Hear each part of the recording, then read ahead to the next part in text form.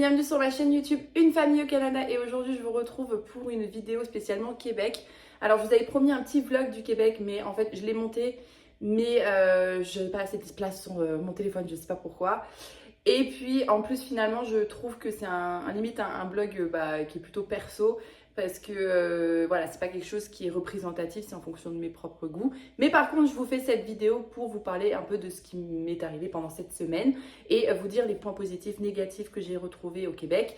Et comparé à l'Ouest canadien, hein, puisque rappelez-vous que je n'habite pas au Québec, j'habite dans l'Ouest canadien depuis 5 ans et que pour moi c'était la première fois que je venais au Québec. Alors je suis partie le vendredi soir avec la compagnie Flair au départ de Calgary direction Montréal pour simplement parce que les départs Calgary-Québec ça n'existe pas trop, voire pas du tout. Du coup c'est vrai que depuis Calgary c'est plus simple d'arriver à Montréal, donc c'est ce que j'ai fait. Je suis restée à Montréal donc de vendredi jusqu'à mardi, puis après je suis allée à Québec de mardi à vendredi matin, puis vendredi matin j'avais l'avion très tard, donc du coup je suis revenue à Montréal et j'ai fait d'autres choses. Pendant mes 4 jours à Montréal au début, je suis partie dans les Laurentides. Vous savez, sur les réseaux, on voit plein de choses. On voit, waouh, c'est génial les Laurentides, c'est trop bien. Montréal, c'est trop bien. Québec, c'est trop bien. La nature, c'est trop beau. Vous avez l'impression que le Québec, c'est magnifiquement beau. Et du coup, vous êtes curieux de voir comment c'est en fait. Hein, voilà, donc c'est pour ça que je me suis dit, bon, il faut que j'aille au Québec et que je voie un peu de nature, mais aussi des villes. Voilà. Donc, je vais vous donner un peu mon point de vue sur ça. On a eu l'opportunité avec une de mes amies de pouvoir loger dans un chalet dans les Laurentides, plus exactement à Mont-Tremblant. Donc du coup, nous sommes rendus à Mont-Tremblant. Mais entre Montréal et Mont-Tremblant, nous nous sommes arrêtés dans plusieurs villes. Nous avons fait Boisbriand, Laval, Saint-Jérôme, Prévost, Saint-Sauveur et d'autres petites villes. Et on s'est arrêté pour voir est-ce que je me vois y vivre, puisque l'objectif de ce voyage, c'est de savoir si je me vois vivre au Québec. Pour être très sincère avec vous, les Laurentides, j'ai pas trouvé ça dingue. Après, voilà, faut savoir que moi j'habite dans l'Ouest canadien, que j'ai les plus beaux paysages, que ce soit en Alberta ou en Colombie-Britannique. Donc pour moi, les Laurentides, malheureusement, ça me fait plus penser à ma tendre et chère Normandie. Donc voilà, j'ai pas trouvé ça dinguissime. En plus, voir les pistes de ski sur le bord de l'autoroute, pour moi, je trouve ça un peu chelou. Mais voilà, après, je sais que quand tu rentres bien dans les Laurentides, il y a des endroits qui sont très sympas. Il y a d'autres endroits au Québec qui sont très jolis, hein, j'imagine. Mais pour ce que j'ai vu des Laurentides, même nous, Mont-Tremblant, j'ai trouvé ça beau. Mais voilà, sans plus, quoi.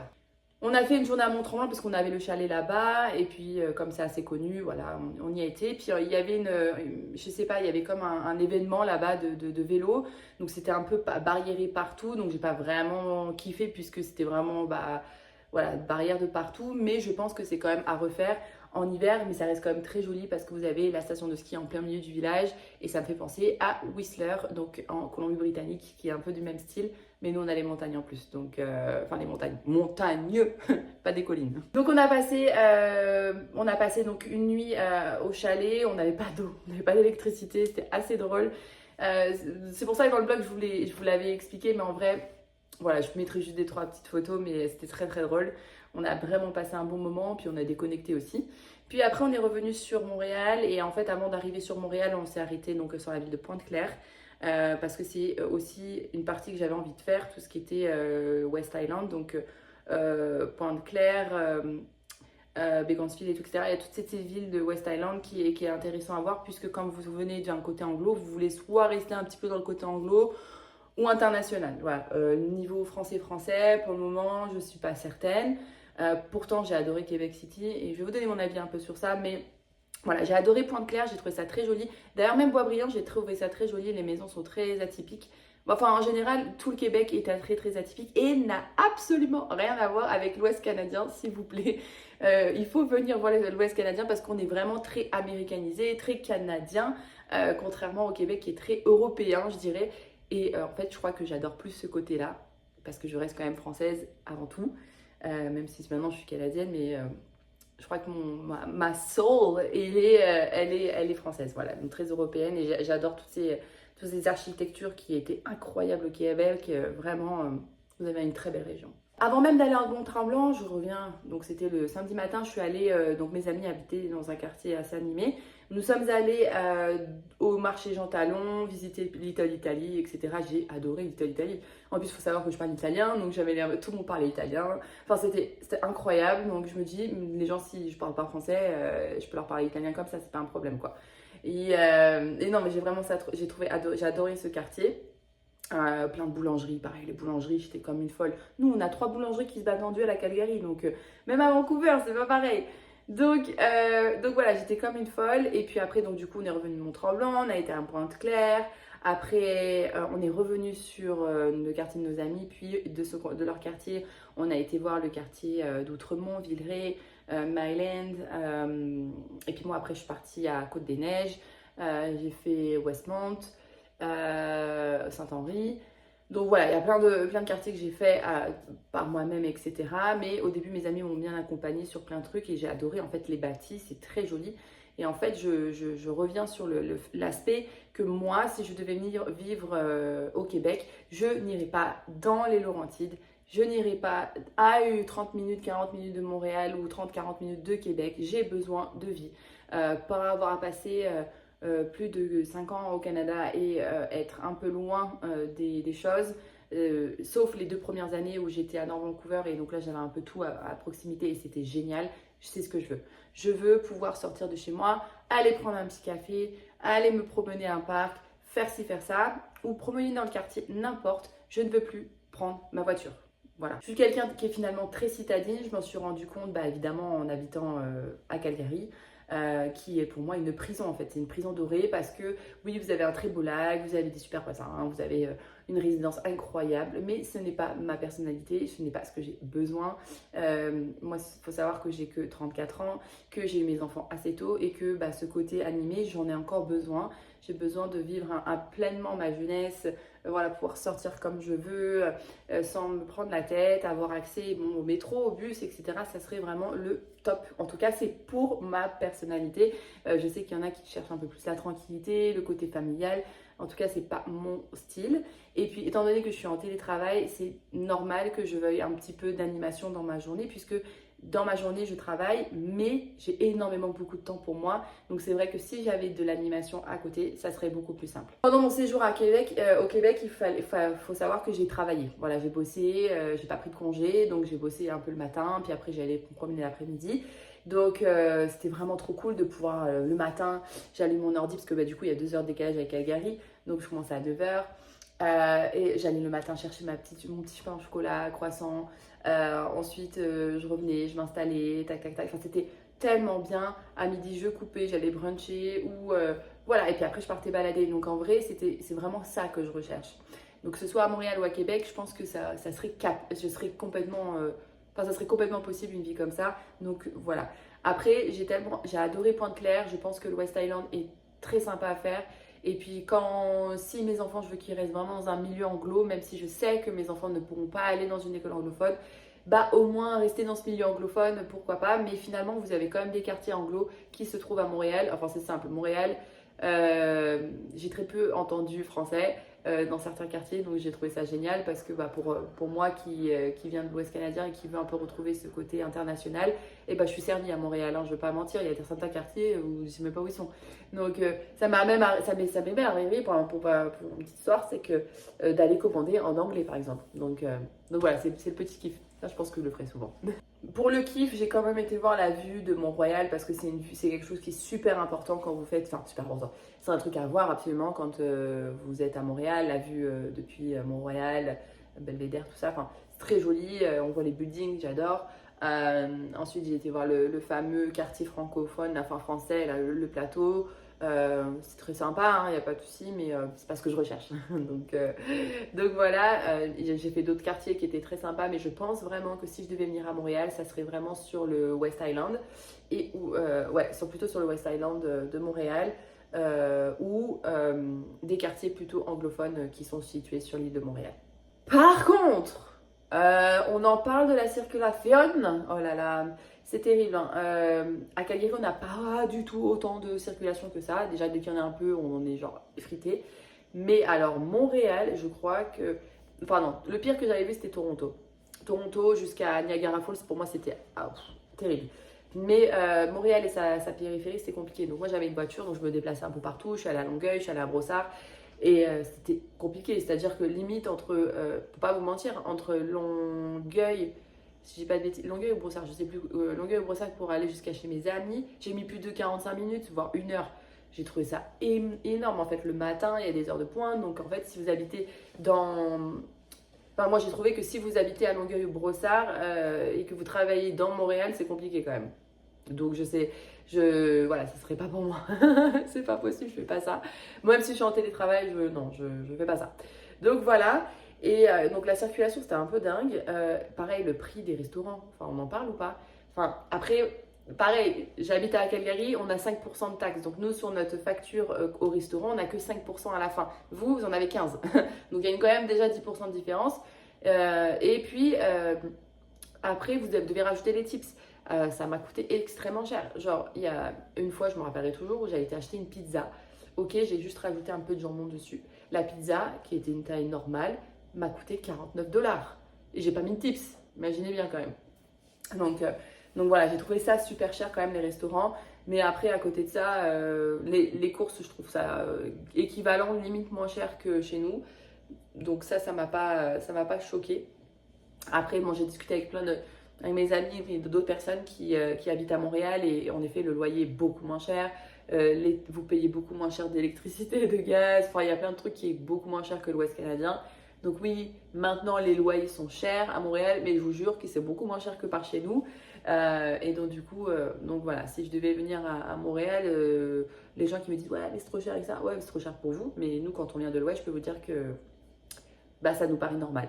Et puis, faut savoir que moi, je vais garder mon salaire. En fait, mon salaire, que je sois à Calgary ou que je sois ici, j'aurai le même salaire. Et Alex, il va gagner un peu moins s'il est plombier ici. Mais on s'en sortira toujours très très bien. Ensuite, je me suis dirigée à Québec City. Pourquoi? Parce qu'en fait, j'ai nos meilleurs amis qui habitent à Québec City. Donc en fait, eux, ils avaient vécu pendant 7 ans à Montréal. Et puis, ils ont déménagé en janvier à Québec. Mais il faut savoir que pendant le Covid, ils étaient partis aussi vivre à Québec. Bon, ils n'ont pas aimé. Donc ils étaient revenus à Montréal, enfin bon bref. Et là ils sont repartis à Québec et ils adorent. Il faut savoir que ma copine Aurore, elle m'a fait visiter Québec de la tête aux pieds. En tout cas je parle de Québec, je ne parle pas des villes autour parce que ça ne m'intéresse pas. Encore une fois, je ne suis pas venue pour habiter dans les zones rurales, que ce soit à 5-10 minutes de Québec City. Non, je veux vivre dans la ville. Je veux vivre à Québec. Donc il y a plusieurs quartiers que j'ai fait. Quartier Jean-Baptiste, le cité Loiminou, le Minou, je ne sais plus trop comment on a dit ça, le Vieux-Québec, et il y a un autre truc que j'ai fait, je ne me rappelle plus. Bref, j'ai fait 4 quartiers qui étaient dans le Vieux-Québec et j'ai adoré. Et c'est vraiment déjà, de toute façon, l'architecture de la ville de Québec est juste incroyable. Et même si je devais habiter dans le Vieux-Québec, par exemple, c'est très touristique, mais en fait, c'est ce que j'aime. Parce que moi, je parle 4 langues, je suis internationale, je suis très sociable.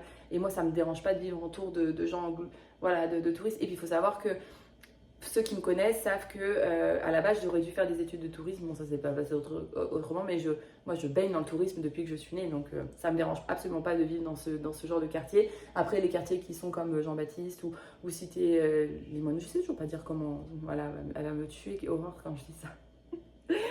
Et bref, là j'ai trouvé ça super calme, très sympa avec le grand fleuve, vous pouvez faire du ski de fond, nous on avait nos vélos, on avait le port. Vraiment la ville de Québec elle est super en famille, je pense que vous allez vous régaler si vous devez vivre là-bas, vraiment une ville au top. Côté négatif de Québec qui malheureusement va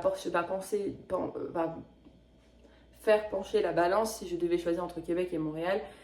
C'est le côté qui n'est pas assez international pour ma part. Moi, j'ai besoin d'un aéroport international pour n'importe quelle destination, que ce soit pour aller en Amérique latine ou que ce soit retourner en Europe ou partir à Vancouver ou à Calgary ou n'importe au Canada. C'est vrai que de Québec, vous avez un peu moins de... Il y en a quand même des destinations, mais il y en a moins. Donc voilà, je voulais quelque chose quand même qui était un peu central. Le côté international où je le retrouve, ok, certes au Vieux-Québec si vous êtes dedans, mais en dehors de ça, bah non. Faut savoir que dans les restaurants, j'ai même eu du mal à comprendre certains serveurs qui parlaient québécois. C'est normal, hein, voilà, c'est leur dialecte. Mais moi, j'ai eu du mal à comprendre. et je me vois pas enchaîner en anglais derrière, enfin, ça fait un peu genre, je comprends pas, c'est bizarre. Donc je veux pas voilà, faire d'amalgame tout ça. Donc voilà, donc j'ai adoré la ville de Québec, mais le côté vraiment négatif pour ma part, ça serait le côté qui n'est pas du tout international, enfin en tout cas très peu anglophone. Et c'est quelque chose qui est très très important pour nous, parce que si on doit venir au Québec, il faut quand même qu'on retrouve une petite touche d'international dans notre quotidien. Donc voilà. Après, il y a toujours moyen d'eux. Hein. Et puis après, si on vit au Québec, et on est là, on sait qu'on doit parler français. Hein. On n'est pas là pour parler en anglais. Donc il y a ça aussi, mais il me faut une transition si vous voulez. Parce que quand vous baignez 5 ans dans la même culture, c'est compliqué de revenir. C'est comme si demain je devais retourner en France. Ce serait genre très compliqué. Très très compliqué. Alors, quand est-ce que je vais partir au Québec? Est-ce que je vais vivre au Québec? Est-ce que la GRC, blablabla. Donc, je vais vous expliquer un peu ce qui se passe. C'est qu'actuellement, la GRC, on n'a toujours pas de nouvelles. Son dossier est toujours en cours. Et qu'à côté de nous, on est là à attendre de la réponse. Mais à un moment donné, il faut qu'on prenne des décisions avant que la GRC nous donne des nouvelles. Donc on est en train de penser à peut-être déménager au Québec avant même d'avoir la réponse de la GRC et puis du coup choisir la ville dans laquelle on veut.